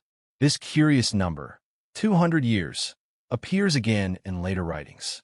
Martin Luther would launch the Reformation almost exactly 2 centuries after the Templars' fall, breaking the Church's monopoly on faith. Was this coincidence, or part of the unfolding hidden plan? For those who look backward with symbolic eyes, the prophecy seems fulfilled. The Sinclairs and the destiny of nations in Scotland. The Sinclair family carried forward the Templar legacy in both architecture and lore. Rosslyn Chapel is sometimes seen as a coded prophecy in stone, filled with symbols that speak of the Grail, of hidden wisdom, and of a coming revelation. The carvings include representations of plants from the Americas, suggesting knowledge ahead of its time. To some, Rochelle is more than a chapel. It is a blueprint of destiny, a vault of prophecy encoded in stone, awaiting the day when the concealed truths of the Templars would be unveiled. In this vision, the Sinclairs were not merely patrons but custodians of the hidden plan. The great work, esoteric traditions that trace themselves to the Templars often speak of a great work, a mission not of conquest but of transformation. The order, in this telling, was entrusted with alchemical and mystical knowledge meant to elevate humanity. Their financial systems, their military might, their architectural achievements were all tools for a deeper goal, the preparation of civilization for a spiritual awakening. The fall of the order was not failure, but concealment. By going underground, by scattering across nations and seas, the Templars preserved their mission for a later age. Their treasure was not gold, but destiny itself. Prophecies of a new world, some strands of prophecy point westward. The New World, long before Columbus, was imagined as a promised land, a place where a new Jerusalem might rise. For esoteric thinkers, America was not just geography, it was destiny. If the Templars did reach those shores, they may have seen in them the fulfillment of prophecy, a virgin land, untouched by papal control, where the seeds of their hidden plan could grow. This interpretation reframes their disappearance not as exile, but as pilgrimage toward a prophesied land of rebirth. The hidden calendar, some researchers argue that the Templars kept secret knowledge of cycles, astronomical, astrological, and prophetic. Their excavations beneath the Temple Mount may have unearthed not only relics but ancient texts, perhaps remnants of Jewish, Essene, or even pre-biblical prophecy. If so, the Knights may have believed themselves guardians of sacred timeline. This would explain the emphasis on secrecy. To reveal such knowledge prematurely would be catastrophic. To guard it until the correct cosmic alignment, this was their duty. The hidden plan, then, was not only political or spiritual, but cosmic, tied to the very rhythm of the stars. The idea of return, many Templar legends, and not in finality, but in promise. They speak of return, of knights who never truly died, of treasures that will resurface, of truths that will be revealed at the end of time. In this sense, the Templars resemble the Arthurian once and future king, a brotherhood asleep in the mountain of history, awaiting the call to rise again. This motif resonates across Europe. The sleeping king, the hidden army, the treasure sealed until the appointed hour. The Templars were absorbed into this mythic pattern, becoming part of the collective expectation that history itself conceals a hidden plan.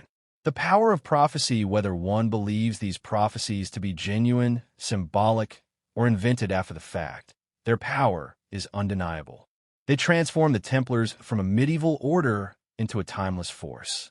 They suggest that the disappearance of their fleet, the scattering of their relics, the survival of their brotherhood, all of it was not random but purposeful. For the audience, this reframing heightens the tension. If the Templars were guided by prophecy, then their story is not finished. It is still unfolding, even now. Their hidden plan, whatever it may be, may yet reach its culmination in our own age. The Templars' prophecies and hidden plan elevate the mystery from history to destiny. Their survival is no longer merely an escape from persecution, but part of a cosmic narrative. Their relics are not just objects, but instruments of transformation. Their voyages are not just exploration, but pilgrimage. And so, from prophecy, we move into the climax of the mystery, the ultimate disappearance of the Templars into myth, and the enduring question of whether they remain among us still, hidden, waiting, watching. The disappearance of the Templar fleet remains one of history's most enduring enigmas. On that October night in 1307, the harbor of La Rochelle witnessed the last confirmed sighting of the Order's ships. After that, silence. No records, no accounts, no captured vessels. just an absence that feels almost deliberate, as if the knights themselves had stepped into a shadow from which they never returned. The mystery lies not only in where they went, but in how completely they vanished. For an order so powerful, so widespread, to dissolve overnight seems impossible. And so the imagination fills the gaps, spinning tales that stretch across continents and centuries. One possibility is that the disappearance was mundane, that the fleet scattered in panic, its ships taken by storms, captured quietly, or simply absorbed into local fleets under assumed names. This is the explanation many historians favor, pointing to the dangers of medieval seafaring and the lack of detailed records. Ships vanished often, leaving little trace. Yet this explanation, while plausible, lacks the grandeur of the Templar myth. It reduces their vanishing act to accident and chance. And perhaps that is why it fails to satisfy. For an order shrouded in secrecy, whose very name evokes mystery, a simple shipwreck feels too small an ending. Another possibility is concealment closer to home. The Templars may have hidden their fleet in sympathetic ports, dispersing ships under false flags, selling vessels, and blending into mercantile networks. France was hostile, but Scotland, Portugal, and Aragon were friendlier waters. If the fleet reached such shores, it may have continued quietly in new guises. Some argue that Templar sailors became the hidden backbone of later navies, their knowledge of navigation and finance feeding directly into the rise of European maritime empires. In this version, the disappearance is not death but metamorphosis, the knights transforming into explorers, merchants, and secret patrons of voyages yet to come. But the most captivating version is the one that lifts their disappearance into myth. The notion that the fleet set sail westward, carrying not only gold but relics and secrets, casts their vanishing as deliberate destiny. The silence after La Rochelle becomes not absence, but concealment. The missing fleet is no longer lost, but hidden, an ark bearing treasures too dangerous for pope or king. From this perspective, the disappearance becomes purposeful. The knights erase themselves from the records, stepping into legend by design. It was not chance but choice. This interpretation finds fuel in the legends that sprang up almost immediately after their fall. Stories of treasure hidden beneath mountains, relics carried across seas, and secret orders continuing their work abound in every land touched by Templar influence. The very persistence of these tales suggests something unusual, that people sensed a gap in the story, a missing piece that begged to be filled. The Templars were too vast, too wealthy, too organized to vanish without trace. And so myths became the trace, the evidence of absence transformed into presence. Over time, the line between myth and reality blurred. When explorers set sail to the Americas, when Freemasons raised lodges, when revolutionaries invoked brotherhood, the shadow of the Templars was never far away. Their disappearance became not a single moment in 1307, but an ongoing motif woven through centuries. They were gone, and yet never entirely gone. They vanished, and yet appeared everywhere. The disappearance itself became their greatest legacy. So, was it myth or reality? Perhaps the answer is both. In one sense, the ships truly vanished. They left no hard records, no surviving manifests, no definitive archaeology. But in another sense, the disappearance was transformed by imagination into something more enduring than any ledger or chronicle. The myth of the Lost Fleet became as real as any historical event, shaping culture, inspiring secret societies, and fueling centuries of speculation. Their absence was filled with meaning, and in that meaning, they survived. The Templars may have disappeared into the Atlantic, but they reappeared in our minds, in our stories, in our collective longing for hidden truths. They became more than knights or bankers. They became symbols of what is suppressed but never destroyed, of what vanishes but never dies. Myth and reality fused, until to ask where the fleet went is less important than to ask why we still seek it. The truth may lie in the ocean depths, in sealed vaults, or in the imagination itself. And perhaps that is the ultimate disappearance, to slip so fully into legend that fact and fable can no longer be distinguished, leaving behind only the enduring mystery of the knights who vanished into the Atlantic night. In the centuries since the Templars' disappearance, whispers of their survival have never fully faded. Each generation seems to stumble upon some clue, some fragment, some symbol that reignites the old questions. The lost fleet of La Rochelle may have sailed into the Atlantic, but the wake it left has rippled across history, reappearing in strange places and unexpected discoveries. These echoes are faint but persistent, like voices calling from beneath the surface of time. In the late Middle Ages, stories of hidden Templar treasure began to resurface in France, Portugal, and Scotland. Monks, nobles, and commoners alike claimed to know of secret caches of gold and relics buried beneath chapels, mountains, or castles. Most of these tales proved false or were spun into legend, but some discoveries were harder to dismiss. In Portugal, for instance, the Order of Christ, founded from the remnants of the Templars, suddenly became a force of wealth and influence, guiding the age of exploration. Was their fortune merely a reorganization, or did it draw on treasures salvaged from the vanished fleet? To some, the rediscovery was not of gold, but of continuity. The Templars had not disappeared, they had simply changed their name. Centuries later, in the Renaissance, renewed interest in esotericism and ancient knowledge brought the Templars back into focus. Humanist scholars whispered of documents preserved by the order, texts of lost wisdom, perhaps rescued from beneath the Temple Mount in Jerusalem. These whispers grew louder when European explorers began encountering symbols in the New World that seemed to echo Old World designs. Carvings, structures, and myths in the Americas were linked, sometimes tenuously, sometimes intriguingly, to the knights who had vanished into the Atlantic. Each rediscovery rekindled the possibility that their fleet had indeed crossed the ocean. In the modern era, archaeology has deepened the mystery.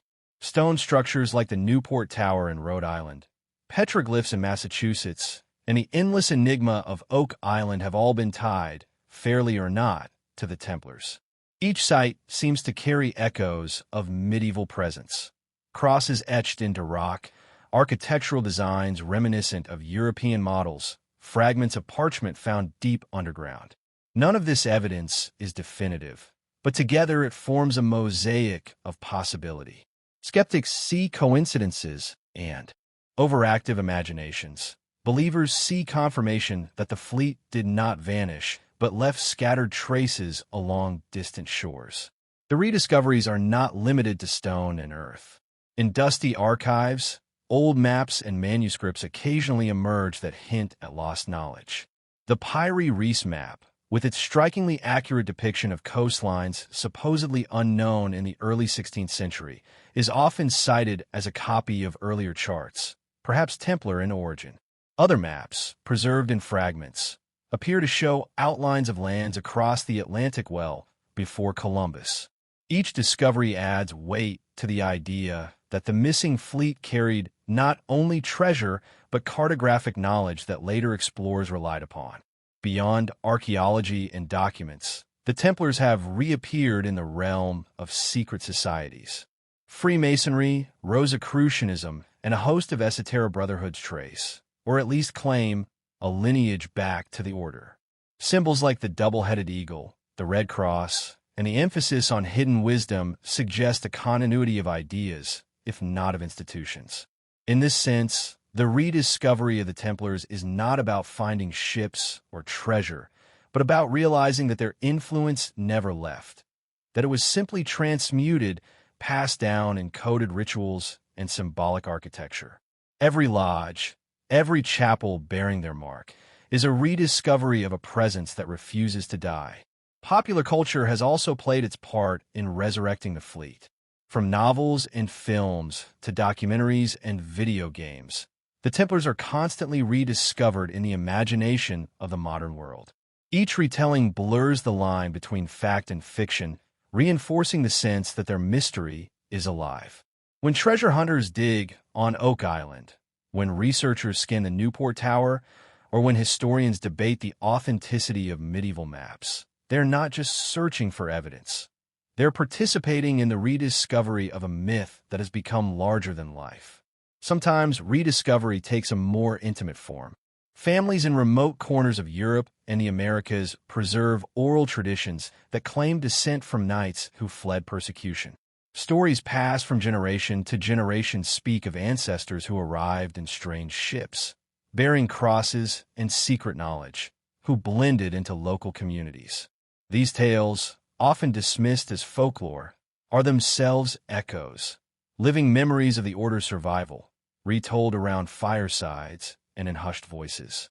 What makes these modern echoes so powerful is their persistence. Despite the skepticism of scholars and the lack of definitive proof, the Templar mystery refuses to be buried. Each discovery, however small, becomes magnified by the weight of the legend. A stone carving, a fragment of parchment, a symbol in a chapel. These are elevated beyond their material reality, charged with the possibility that they are traces of the vanished fleet. The rediscovery is not only of artifacts, but of imagination itself, of the human need to believe that mysteries remain, that not everything has been explained away. And so, the modern world continues to search. Archaeologists dig, treasure hunters dive, historians debate, and storytellers spin. The Templars, who disappeared so completely in 1307, are rediscovered again and again, not as a fixed reality, but as an evolving presence. Their fleet may never be found intact. Their treasure may remain forever hidden, but their legend resurfaces in every generation, refusing to sink into the silence of history. The rediscoveries are less about what lies beneath the ground or sea, and more about what lies within us, a restless curiosity, a yearning for connection to something larger, something hidden, something eternal. The modern echoes of the Templars remind us that disappearance does not mean erasure. The fleet that vanished into the Atlantic still sails in our minds, reappearing with every clue, every rumor, every rediscovery.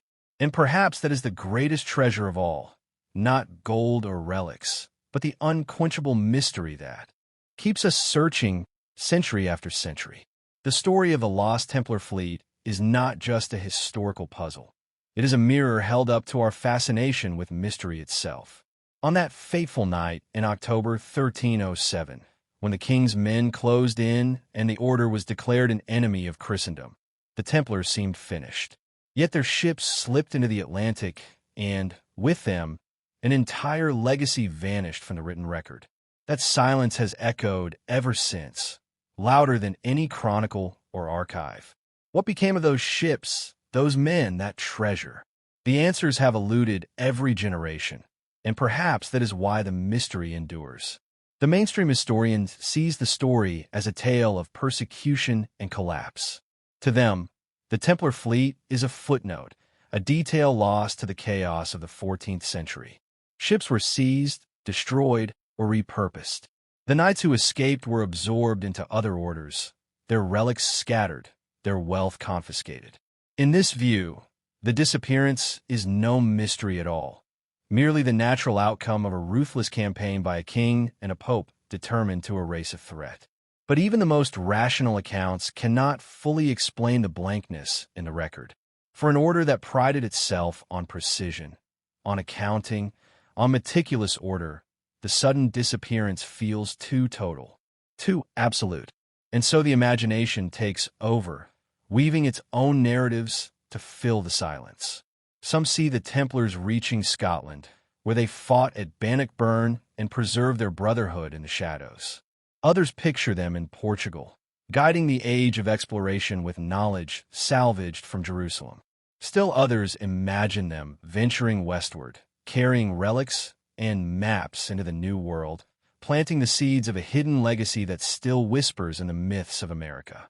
Each possibility speaks not just to history, but to our hunger for a story where nothing truly vanishes, where secrets are preserved for those patient enough to find them. Perhaps the greatest truth of the Templar fleet is that it disappeared in more than one way. It vanished physically, ships gone, men scattered. It vanished historically, records destroyed, stories suppressed.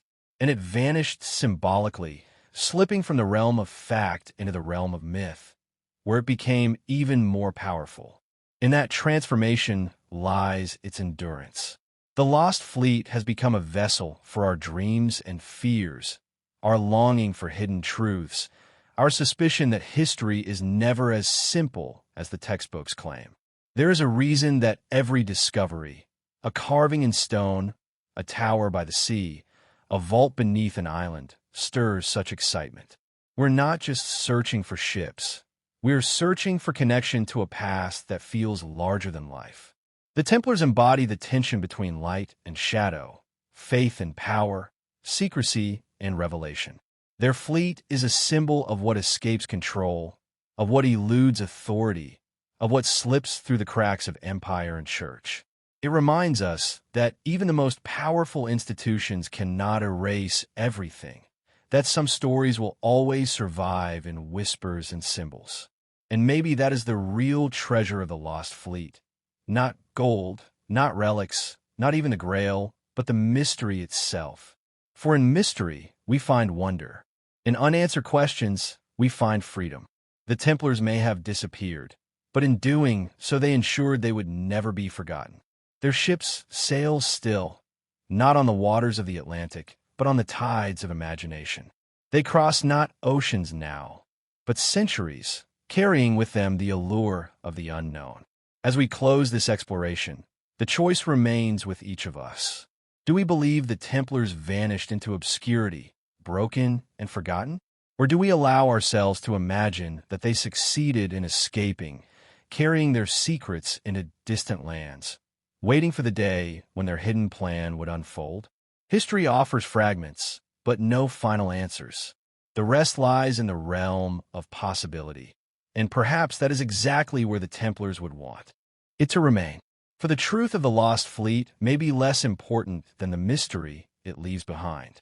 And as long as that mystery endures, so too does the order that vanished into the night, leaving behind not only unanswered questions, but an eternal reminder that some stories are too vast, too strange, and too powerful to ever truly end.